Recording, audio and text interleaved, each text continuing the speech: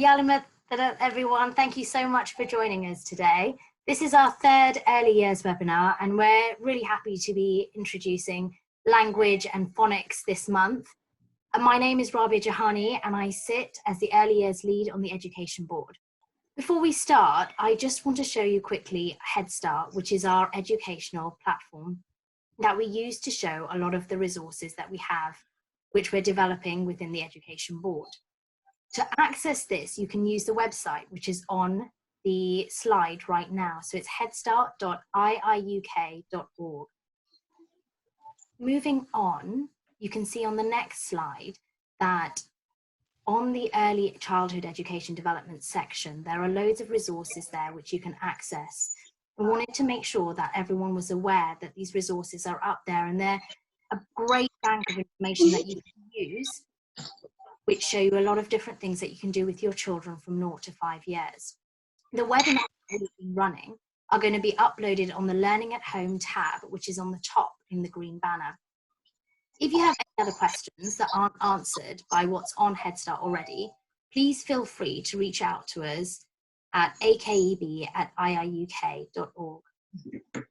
Today, we're going to be talking about phonics, and as a Year 1 teacher, I can't understate the importance of phonics. It's vital to the future success of children's education, and it's one of those things that's key to unlocking the rest of the curriculum. Zahra will be speaking today about different things that you can do at home, different activities that can really help to develop your child's language and literacy development. We know that at schools there's loads of different phonics programs that are being run, but these ideas and strategies will help to support those, and we encourage you to continue doing what your schools are offering. If your child hasn't gone to school yet, there will be loads of strategies that you can use from today at home as well. I want to introduce our speaker. Our speaker today is Zahra Boyd. She's an early years and Key Stage 1 teacher. She's been an early years lead for over 13 years, and also a founder of Little Learners Education in Watford. We're really excited today that she's here to show us some interactive things that we can do to enhance the phonics that we're doing at home. I'm going to hand over to our speaker. Thank you, Zahra. Thank you. Thank you so much for the introduction. Phonics is something I am very passionate about. This is where the magic happens in building the skills to read and write. Starting in the early years, children are taught phonics, the journey of learning to read, write and spell. These vital skills are the beginning of a lifelong literacy journey. Today, I plan to deliver the webinar in 3 sections. Firstly, to introduce what phonics is and what this means. Secondly, to explain how phonics is taught within schools. And thirdly, to provide practical ideas to support the development of phonics from babies through to 7 years of age, which are fun, manageable and engaging within your home. Children develop their phonics knowledge through kinesthetic learning, so I would like to make this session interactive and would like to encourage participation through asking you to perform some of the activities. If your child is beside you, this is even better, as you can carry out and experience the phonic activities together and involve them to identify which ideas excite them and invoke laughter or a smile.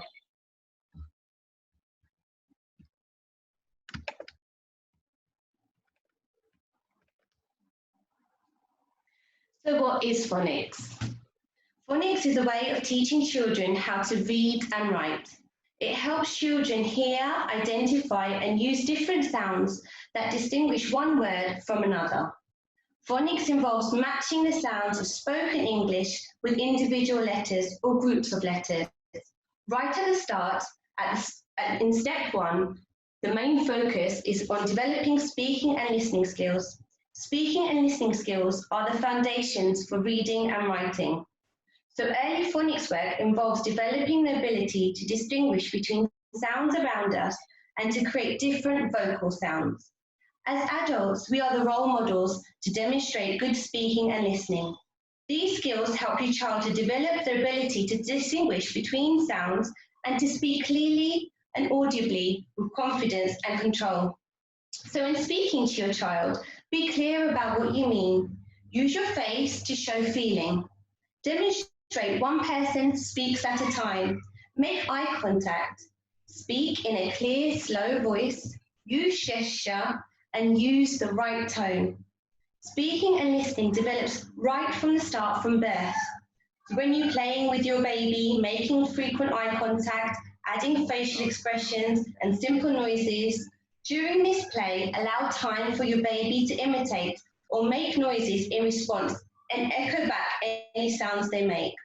There are 3 main steps in phonic development as shown in the slides. I will go through each step in turn when talking about how phonics is taught.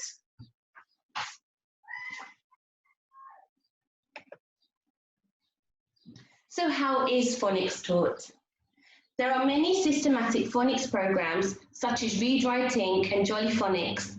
They vary slightly, but all work by the same principle in the way that reading and writing is taught. I will be referring mostly today to the UK's Department for Education systematic phonics program called Letters and Sounds, which is most widely used. But again, for those of you who may have joined us from overseas, the information and ideas I will be providing will be applicable and all the developmental skills and learning relevant. The Department for Education systematic phonics program called Letters and Sounds divides the 3 steps mentioned in the previous slide into 6 phases. During the program, the new skills taught are continually building on previous learning. Most importantly, children need to be experienced with a variety of sounds around them to get them ready for listening and learning letter sounds. They need to develop steps 1 and 2 mentioned in the previous slide, which is termed phase 1 in letters and sounds. So phase 1 is the beginning of the systematic learning of phonics and takes place predominantly in nursery or preschool. However, you will notice that the activities I will be suggesting can also be adapted and carried out with babies and also returned to at any older age. The outcomes of phase 1 of phonics teaching are to encourage children to talk about and distinguish between different sounds in the environment, remember and recall the order in which sounds are heard, remember patterns in sounds, explore and experiment with sounds and words, progressing then on to developing an awareness of the difference between phonemes, which is the sounds that letters make. So what does this mean for your child and what does phase 1 look like in practical terms? There are 7 aspects listed here which are focused on in phase 1. So there's a lot of learning occurring and all of these skills need to be experienced and built upon first before teaching letter sounds.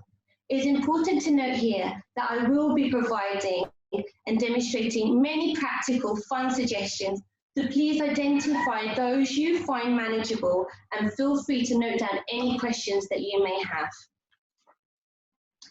So firstly, I'll go through environmental sounds, where children are exposed to a variety of sounds in the environment and encouraged to discriminate between them. Listening and talking about sounds you can hear indoors, outdoors, and whilst carrying out daily activities helps children to tune into sounds in the environment. Playing listening games like Sound Lotto using commercially produced Sound Lotto games or with household objects, or making animal sounds for your child to guess helps them to listen and remember sounds. Here is a small clip of this in action. You've got to listen to the sound and tell me which animal it is. Which animal makes this sound?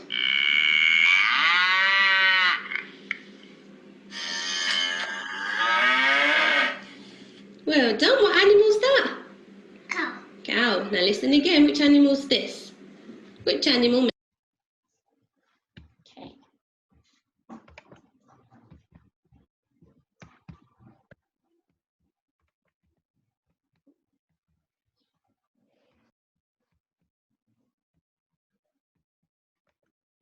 So I'm just trying to bring it back to the video of me because we're about to play a game together. There I am. Okay, so a great game similar to the clip just shown using readily available items within your home is this one. So I do like a sing-song, so all the activities I will be demonstrating will have a song to go with it. So I have my phone, keys, and a clock. Type your answer to the question which is going to be coming in this song. So if the children are there, type in the answer that they come up with for the song. So I've got the keys, and the keys make this sound.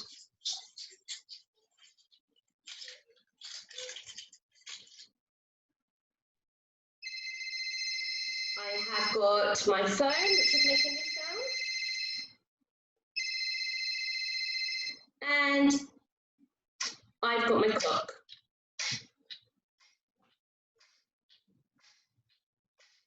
So now it's time to sing.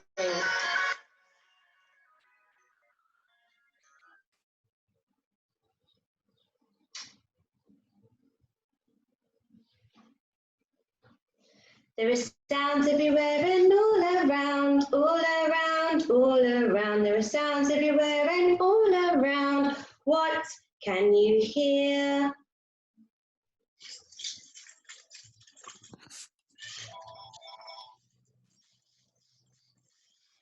Right, which one of these three things is making that sound? That's right. It is the keys. Super, well done. Another great game is Socks and Shakers, which also introduce instrumental sounds through matching sound makers and encourages all three elements of tuning into sounds, listening and remembering sounds, and talking about sounds. So here I have some socks. This sock is filled with coins, so encourage them to listen to that sound. I've got another sock here which has shells. Another sock here with buttons. And another sock here which has got marbles in it. So, you can create your own by filling in toes of socks with noisy materials. So this game is played by asking the children to shake the socks and identify what is inside from the sounds that they make. From the feel and the sound of the noisy materials, encourage the children to talk about them. Ask questions such as, where might we find the shells? Then it is time to play the game. Sing song is coming along.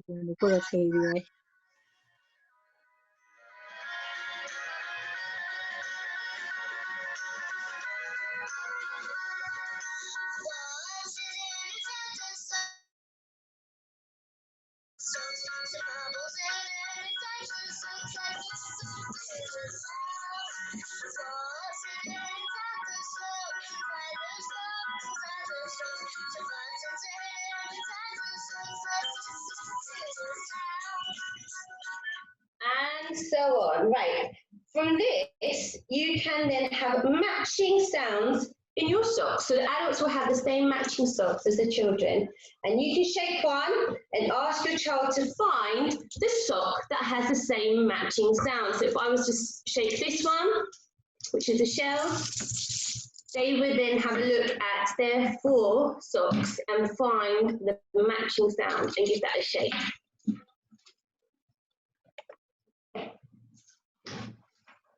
So moving on to instrumental sounds. So the instrumental aspect also includes developing the skills in remembering sound patterns and order and echoing simple sequences. So I know you don't have a bowl and spoon to hand, so you can just join in with tapping the table, the wall, or any surface that's near you. So we're going to start with keeping a steady beat. Right, you ready? So I've got my bowl and my spoon, and you start off with holding a steady beat. We're just going something simple like bowl, bowl, bowl. Your turn. Super. Then which child does not want to bang a wooden spoon or saucer? So you can increase it again by increasing the complexity and go bowl, floor, bowl, floor. Your turn. Bowl, floor. Super. And then increase the complexity again by going floor, ball, ball, floor, ball, ball, floor. Now refer back to when I mentioned that aspect 1 can be returned to at any age. This is an example. It's fun and it also promotes memory skills and focus because you can really increase the complexity of it and the child has to retain that pattern in their head before then carrying it out. An activity which promotes development of language and talking about instrumental sounds is through creating your own musical instruments using junk modelling. So here I've got some musical instruments made with just junk models. I've got my castanets, I've got a maraca, a drum, and a good old banjo here. So you can encourage talking about sounds by using a puppet or toys or images from storybooks and using your homemade instruments. Discuss matching the sounds to the animal. For example, which one sounds most like a mouse? Would it be the maracas, or your drum, or your clicking castanets? And then once they've chosen which instrument they think matches the sound of the animal, you'd question them and say, well, why do you think that? The next aspect is body percussion. This is when children use their body to accompany songs and rhymes by clapping and stamping, going back to developing the skills in remembering sound patterns and order. And just to check you are still with me, it's time for another game. And this game is called Copycats. So you ready?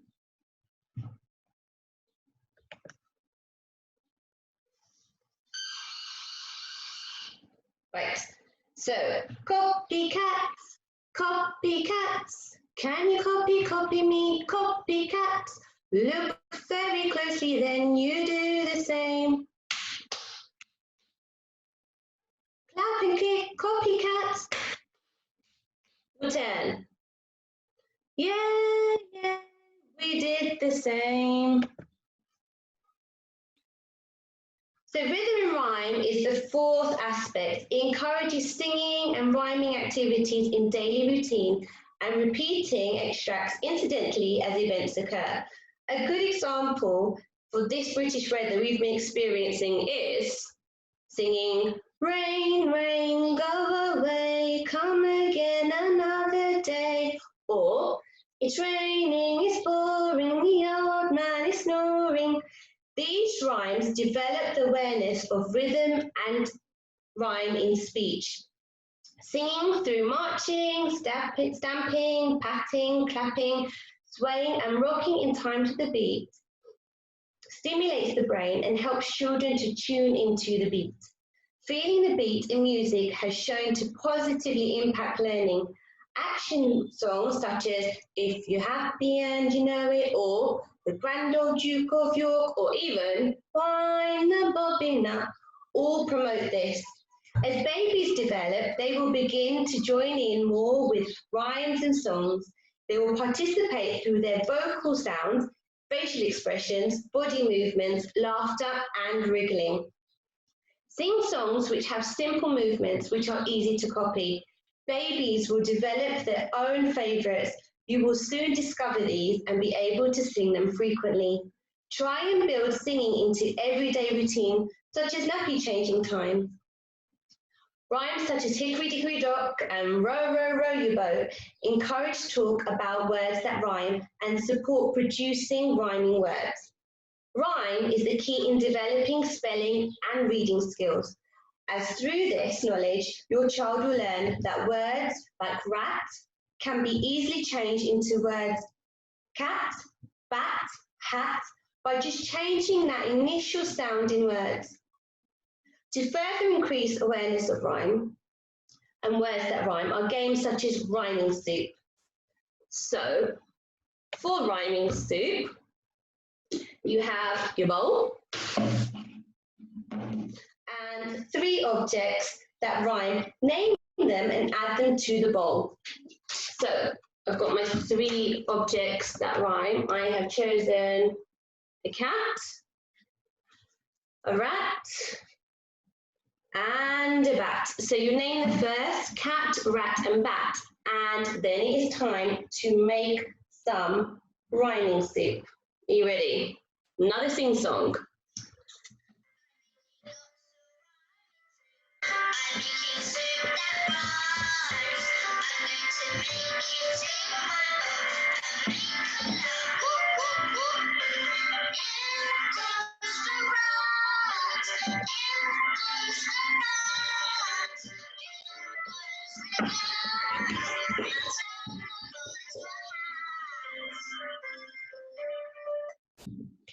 So another one is odd one out, which is lining up 3 items that rhyme and 1 that doesn't fit the rhyme. So again, you'd name them and you'd say, here's my frog, here's my dog, here's a cat, and here's a log. So again, if your children are there, get them to join in by typing into the comments, which one is the odd one out? Which one does not fit the rhyme? We've got frog, dog, rat, and log. Which one does not fit the rhyme? That's right, it's the rat. Because frog, dog, log all end in og. Now, the next aspect is alliteration. Alliteration encourages children to listen to the initial sounds within words and to think of other words that begin with that same sound. Ultimately, children need to be able to isolate the initial phoneme, which is a sound, from the rest of the word. For example, to be able to say nose begins with the sound before progressing on to reading and spelling. In order to do this, children need to have a wealth of experience of hearing words that begin with the same sound, practicing familiar tongue twisters and also inventing new ones is great fun. Examples of these are nursery rhymes, such as Sing a Song of Sixpence, and tongue twisters, such as Peter Piper picked a peck of pickled peppers. Peter Piper picked a peck of pickled peppers. Where's the peck of pickled peppers Peter Piper picked? Now, you didn't think I was just going to be the only one who's saying that. It's over to you. Right, it's written there in green. I will join in with you. You ready? I'm assuming everyone is going to join in. Let's go. Peter Piper picked a peck of pickled peppers. If Peter Piper picked a peck of pickled peppers, where's the peck of pickled peppers Peter Piper picked? Super, well done. Right. And games such as sound bags. So I've got my sound bag here. For this, you would place some toys or objects in the bag that start with the same initial sound and pull one out, one at a time, emphasizing the first sound that the name of the toy or object begins with. For example, snowman. Well done. Next one, you ready? Sun. And the last one, sock. They all begin with the sound S. Another game that you could play is, on my table I have 3 things. I have a cat, the sun, and a dog. I spy with my little eyes something beginning with D. D. Is it the cat or the sun or the dog? That's right, it's the dog. Dog. Now, voice sounds is the next aspect. Voice sounds encourages children to create different mouth movements and say a range of sounds. And an activity which encourages babies to create voice sounds is the treasure basket. So here is my treasure basket.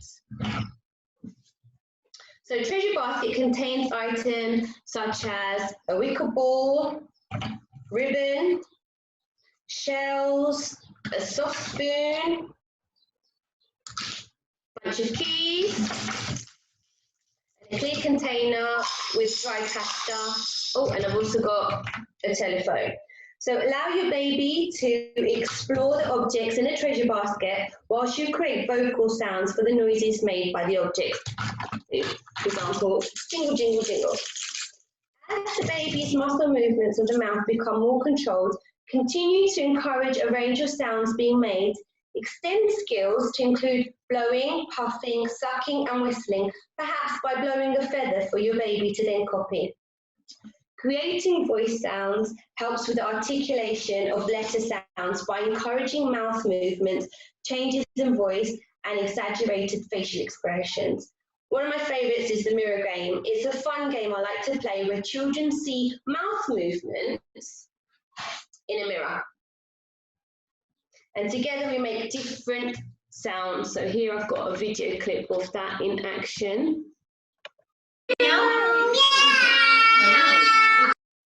Short but sweet. They had lots and lots of fun just making lots and lots of voice sounds in the mirror. So here's your time to join in with one. So here I've got, oh, let's remove this sign away. Here I've got a bouncing ball that makes the sound boing, boing, boing, and I have got my clock, which makes the sound tick tock, tick tock, tick tock. So here we go.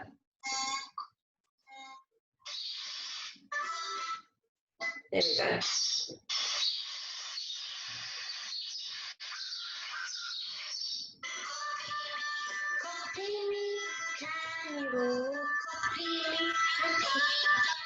Oh, wrong one. Let's start from here. There we go. Can you copy me, copy me, copy me? Can you copy me and dance like a ball? Boing, boing, boing, boing, boing.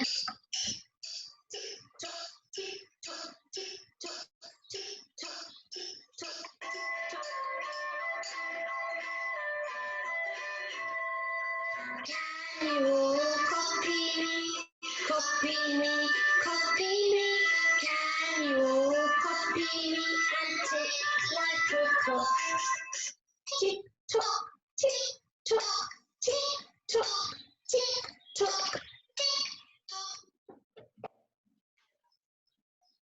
Voice stories also encourage conversation about different sounds that we can make with our voices. Stories with sound effects are a wonderful way to develop phonological awareness. For example, we're going on a bear hunt where you're going swishy, swishy, swishy, swishy, and walking through the jungle where you're making animal sounds. Enjoying books together motivates children to value reading, and they gain many skills from sharing books at an early age, such as building language and vocabulary. It merges the benefits of listening, singing, storytelling, and promotes the value of reading. The final aspect in phase 1 is oral blending and segmenting. It is vital before children are exposed to grapheme phoneme correspondence, which is learning which letters represent which sounds. It is done orally and encourages children to hear and say the separate sounds in words and to listen to phonemes within words and remember them in the order in which they occur. This is the reason why aspects 1 to 6 are so important for when they start getting into the skills of oral blending and segmenting. It's very important to also enunciate the phonemes very clearly with pure sounds and not adding the onto them. So for example, the letter M would make the sound and the letter S. Segmenting is hearing individual phonemes within a word. For example, the word bat has the phonemes b, a, t. So it's segmented into the 3 sounds. Understanding how to segment a word into its component phonemes helps with spellings. Blending is merging the phonemes together to pronounce a word. For example, k-at makes the word cat. Understanding how to blend phonemes together helps with reading. Games to develop these skills are Metal Mic, or you can use any toy who only speaks in voice sound. So here I have my robot. His name is Metal Mic. And Metal Mic only talks in sounds. So you could play a game. Instead of Simon Says, it would be Metal Mic Says.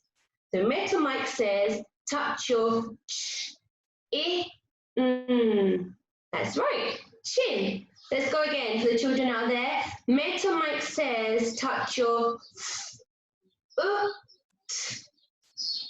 That's right, that's your foot.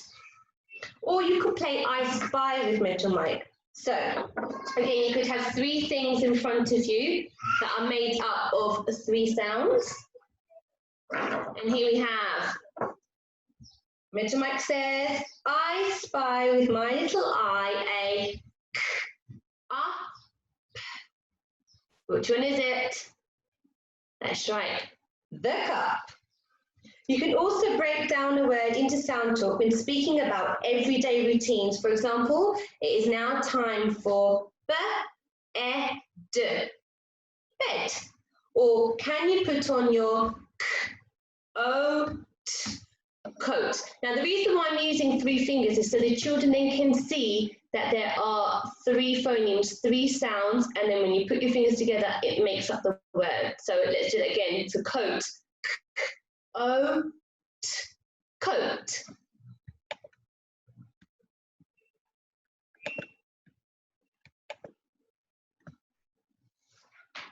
Once your child is competent with the skills in phase 1, they're introduced to start recognizing the grapheme, which is the letter, which represents the phoneme, which is the letter sound.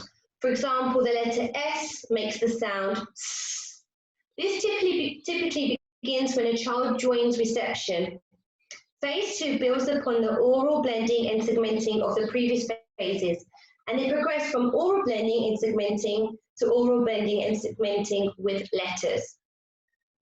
They are taught the grapheme phoneme representation for 20 of the letters, and that phoneme letter sound can be represented by more than 1 letter. For example, in the word fin, the f in fin is represented with 1 single F. And then in the word huff, the f is represented with a double F. The suggested order for teaching the sounds is as follows, in the picture above that you can see, with 4 letters being taught each week. This letter order slightly varies between systematic phonics programs. The process of learning a letter sound includes saying the sound,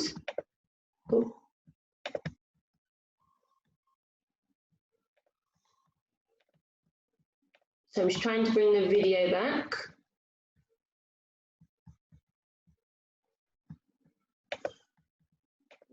Struggling to do that, so I'll talk through it.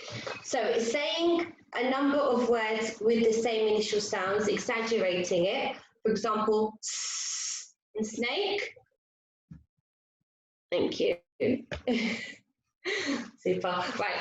So, for example, saying that s in snake or s in sun, and then showing the child the grapheme, the letter that represents that sound, by flashing a card which has the grapheme on it on one side and then a picture on the other.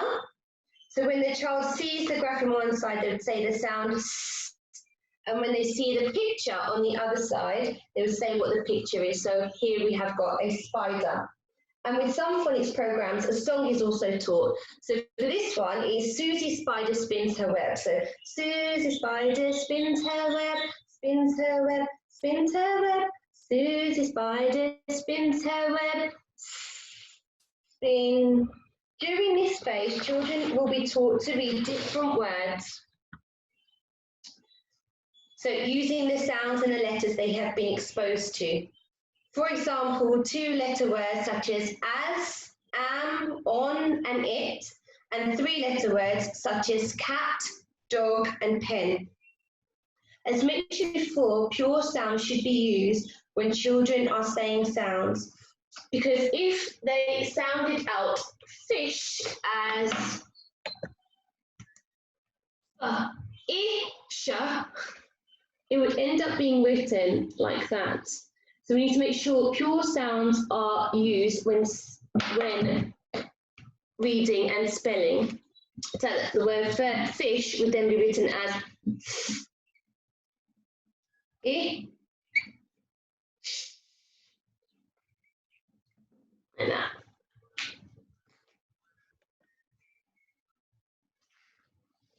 During this phase, children will also be exposed to tricky words, also termed as red words. These are words that cannot be sounded out, they are just learned. So the words in this phase 2 is the, to, I, go, and no.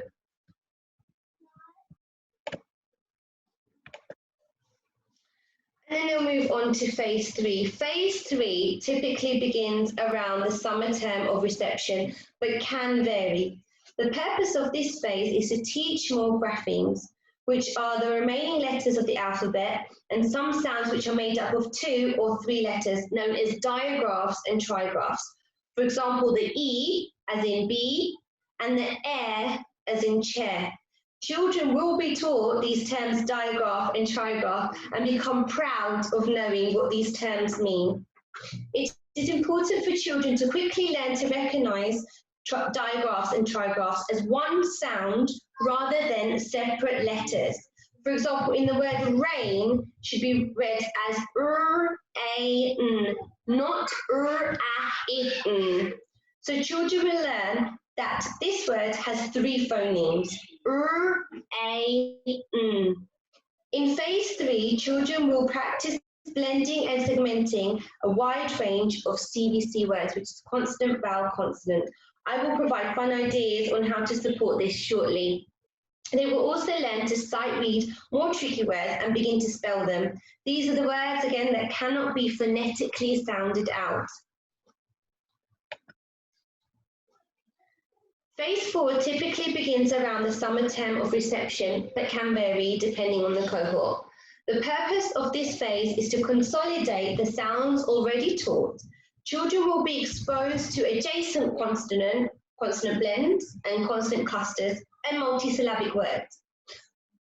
Examples of these can be seen in the slide and are taught as follows. So I'm just going to turn the video on again so you can see it in action. There we go.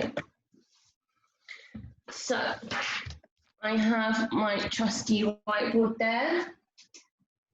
And so, for example, the word bland, what the child will do first is use what they know. So they know from the previous phase how to spell the word and. So we've got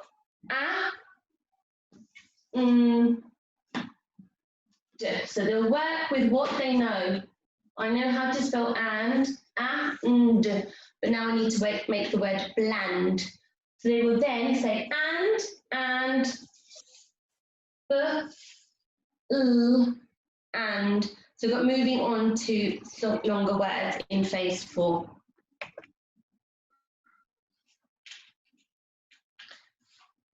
Children will also be encouraged to start learning to read words on sight, as this improves fluency, and to progress from blending out aloud to blending in their head before reading on sight.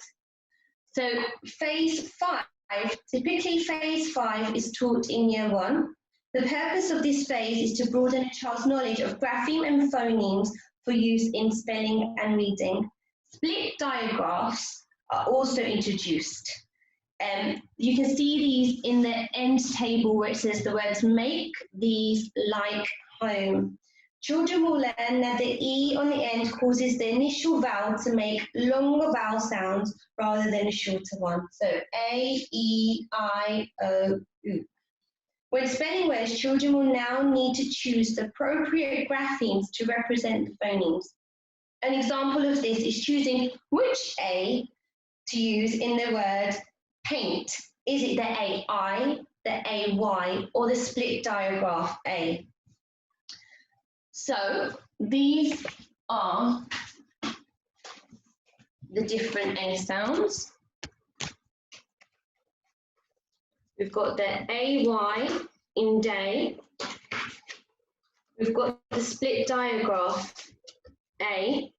And we've got the AIA. Okay, so they will see all three of these. So it's to identify which A sound they would need in the word paint. Now, what they will be taught as a general rule of thumb is A, this one, usually goes in the middle of the word. The AY normally goes at the end of the word. Okay, now you can see also on these word cards, there is a line underneath it. Now this is to start supporting children to recognise that these two letters make just one sound. And once they've got the hang of it, they'll then start reading words without the lines underneath it, because obviously in reading books, this doesn't happen. Then on to phase 6. So phase 6 is taught in year 2. When children enter this phase, they should know most of the common grapheme phoneme correspondence, so the letters which match the sounds. As a result of this, they should be able to read hundreds of words. This will be in one of 3 ways: to read the word on sight when they are very familiar words, decoding the words quickly or silently, decoding the word aloud. During this phase, the aim is for children to become fluent readers and increasingly accurate spellers, to then develop and extend their vocabulary and comprehension skills. They'll be introduced to past tense, nouns, verbs, and adjectives, and how to add suffixes to words, for example, to create the adverb beautifully to describe a verb in their writing. So now we'll go through ideas to support the development of skills mentioned in phase 2, 3, 4, 5, and 6. So the first thing to mention is make the activities fun within the home and short bursts. A general rule of thumb is a child's attention span is between 2 to 4 minutes per year of their age. So if a child is 5 years old, it will be between 10 to 20 minutes. So I have flashcards here. I'm going to keep my video on now. So I have got some flashcards here, but these graphemes at home can be written onto pieces of paper, card, post-it note, place them around the room, on the floor, on the wall, and take it in turns to be the caller. The caller shouts out a letter sound, and the player runs and gives it a high five. Or you could use a bouncing ball. They could bounce the ball on the letter sound that's just been called out, or splat it with a tube. Whatever they find really, really fun, go for it. So it's just simple, just writing these letters onto a piece of paper, calling out the sound, and then making it into a fun game.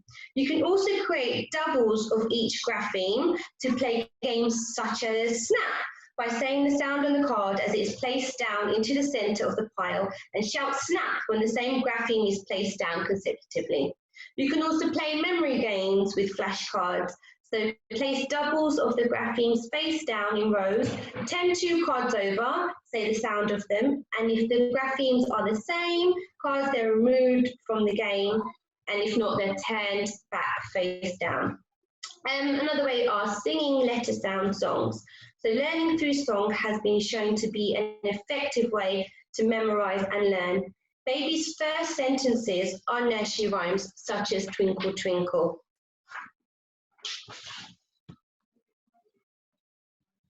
So moving on to the next slide.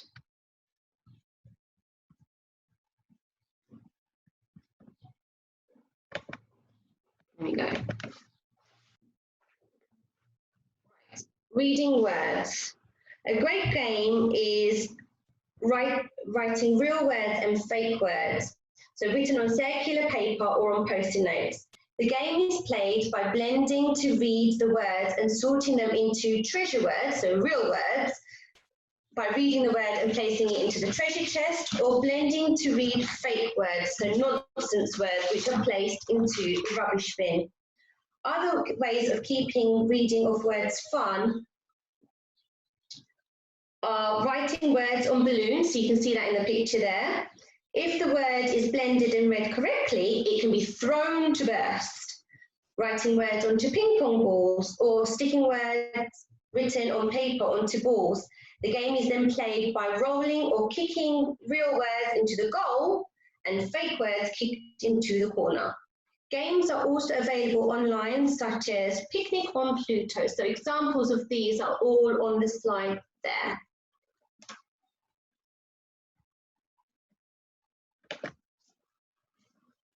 Okay. The next one is matching words to pictures or captions. This is also a great way to support reading. On this slide are examples of these. Our home version is Lucky Dip. So place 4 to 5 readily available items into a bag or a box, along with written words of these on strips of paper. The child then picks out one item from the bag and one strip of paper. The child then blends to read the word to see if the word matches the strip of paper. If it does, they keep it and the game continues. This is great for toys that have been forgotten about to make a reappearance and be played with again by placing them into the Lucky Dip. The reading of tricky words can also be turned into games, such as hopscotch, bowling, ring toss, bingo, and fire words as shown in these images. I will go through one of these examples, which is bingo. So each player selects a bingo mat, which is just a piece of paper which you draw 4 boxes into it. And then you write 4 of the tricky words they have selected, 1 in each of those boxes. So in a tub, just place some tricky words in there, and then you select 4, 3, 4, and then they write those 4 words into these boxes. And once they're written down, they return these pieces of paper back into the box, give it a shake, and then you take it in turn to take one of these out, read it, and if it is one of the words on your bingo board, you cross it out. So you keep playing until all 4 of the words are crossed out, and of course, at the end of it, you shout, bingo! Brilliant. So the spelling of words can also be turned into fun learning. One of my favourites is spelling with Duplo or Lego, as shown in the image, which says Lego build a word. And another is full circle. So here, I have my trusty magnetic letters. You can write these onto a piece of paper, and the game is called full circle. So what you do, you start off with a word, for example, sat, then you have some other sounds underneath, and then you change the word until you return back to the word sat. So you call out a word, so you say sat, which is spelt, and then change the word sat into sit. So it's just taking that away and recognising when you replace it with an it will become the word sit. So from sit, we turn it into sip. So it turns into it, and then sip will turn into tip. So recognising that the s moves away and you put the t in front to become tip. Tip turns into tap, so app. So I need to change this I into an app, so t, app, and then tap will turn into sap, app, and then sap will turn back to the word sat, app, and there we have it, full circle. So the last idea that I'm going to go through is spelling of tricky words. So the spelling of tricky, So the spelling of tricky words is the last thing I'm going to go into. So again, making this fun. So the ways that this can be made fun is writing in different media. So you see in one of these examples, we've got tricky words written in some flour. Now the reason why children like to use different sensory materials like rice or flour to write in is because it can easily be shaken and the word is gone. It's nothing there that is keeping it permanent. So that is the last example that I'm going to go through. I hope you have enjoyed the session. I think it is now time for questions.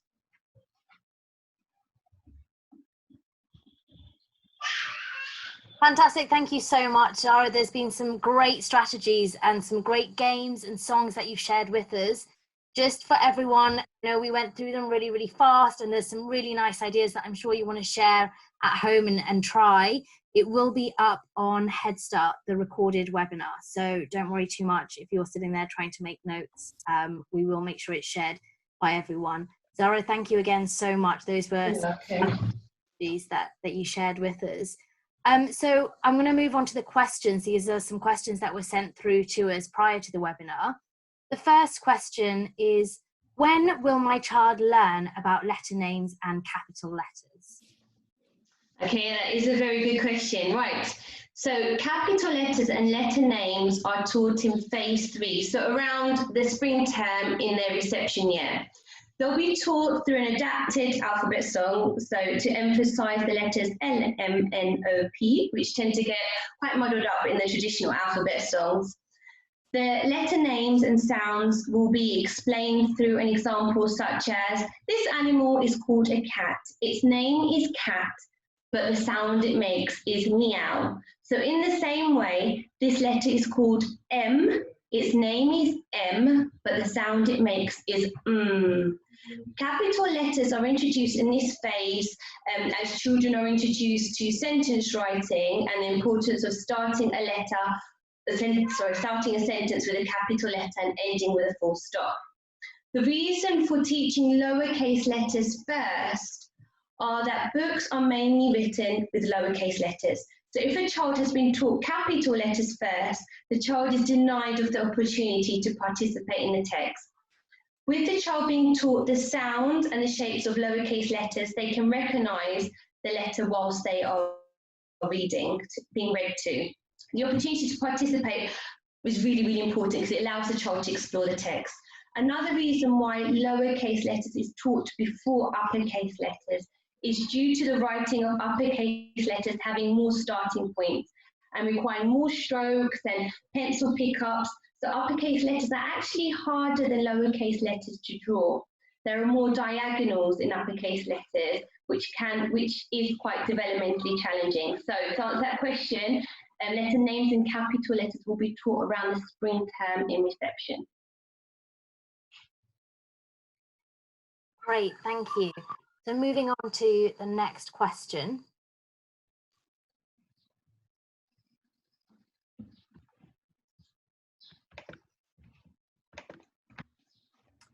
How can I encourage my child to write? And I know we're getting quite a few questions in from other people that are listening just now. Don't worry, we will try and answer all the questions and pass them over to Zahra if there's not enough time on this webinar. So thank you so much for sending your questions through, and please continue to do so. So the question to answer, Zahra, how can I encourage my child to write? That's another good question, right? Purposeful writing is the way. Encouraging your child to write a shopping list, write letters, writing stories together for bedtime, creating games, for example, encouraging your child to write those tricky words on Skittle bottles that you saw an image of, or on hopscotch, and writing fun by writing in different media. For example, making bath paints, which is quite simple to make, just mixing corn flour with coloured water and some shampoo, or writing in coloured foam, or in hiding spots. Children love writing in secret places, so under a table enclosed by a sheet with a torch and a writing pad. Now, if that question is referring to encouraging sentence writing, which might be becoming slightly challenging within the home, as the home activity set by the school is to create a fact file about something they're not quite interested or engaged in and is causing maybe a heated atmosphere, firstly let the teacher know, and then let your child write about what interests them, because they can still do that objective of writing a fact file with something that interests them. So if they love space, for example, looking up facts about space together and creating a fact sheet about Saturn one day, the moon another, drawing planets and labeling it, your child will want to write if it interests them and will put more effort into their research that they enjoy. I know right now that the teacher would appreciate knowing that it's this work that they have produced has come from the child and it's work that they've enjoyed rather than a forced battle. The well-being and the happiness of your child is paramount right now. So I hope that answers that question. Yes, that's great. And I would definitely say the same. I think it's so important to just encourage our children to write what they're passionate about. And even if you're writing a diary at home during this lockdown period, that's completely fine. So I think it's really nice to encourage those lovely ideas and creativity that they want to do. So moving on to the last question that I think we have time for. How do I encourage my child to love to read? Okay, this is a good one as well. Right, promoting a love for reading can be encouraged in many different ways. This can be done from an early age as well. For example, when you're singing nursery rhymes, so when they're able to, they will begin to join in. Sharing books regularly and rereading your child's favourite. Now, I know children love to have that same book read again to them. It might get a bit boring for the adult, but it is great for the child, because with repetition, they will join in with the repeated refrains and become a storyteller and retell the story back to you. Listen to your child read and remember to continue reading to them. So even when they do become a fluent reader, they still love you to read to them. This is important because you can then expose them to vocabulary beyond their reading ability. Allow your child to see you reading for pleasure. It may be fiction or non-fiction. The child likes to copy you and be like you. So if they see you picking up a book reading, they will want to pick up a book and read as well. Allow your child to practice their reading skills, so encourage them to blend aloud as well as in their heads. Talk about books. Now this is great. You need to work on the comprehension with the child. Ask them questions about what is happening, how the characters are feeling, what they have enjoyed about the book.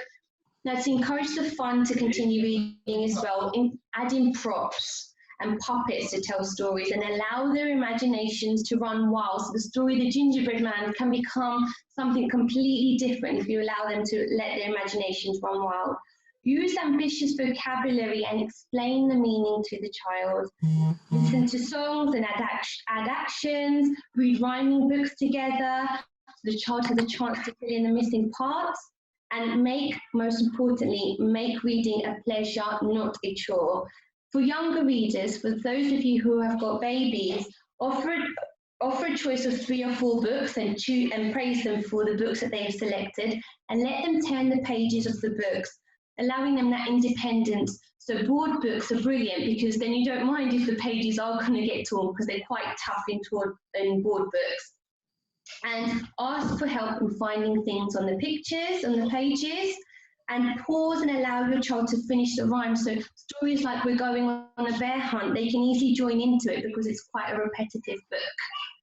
So I hope that's answered that question there about encouraging the love to read. No, that's fantastic. Thank you so much, Zahra. We have reached the end of our time on the webinar, but please do not worry. Any of the questions that are being posted in the chat at the moment will be answered, and we'll make sure that's available on Head Start as well as the recording of the webinar. I just want to quickly end with saying thank you to everyone who's joined us today. It's really great to see so many people asking questions and interacting with the webinar. We hope that having a more interactive session for you to join with your child has also helped, and that you're able to re-watch the video and try some of the strategies with your children at home. Moving on to the last slide, just wanting to say that we're going to send out a feedback survey after the webinar, and we'd really, really appreciate if you could fill this survey in. I know it's been copied into the chat as well, so you can directly click on the link there.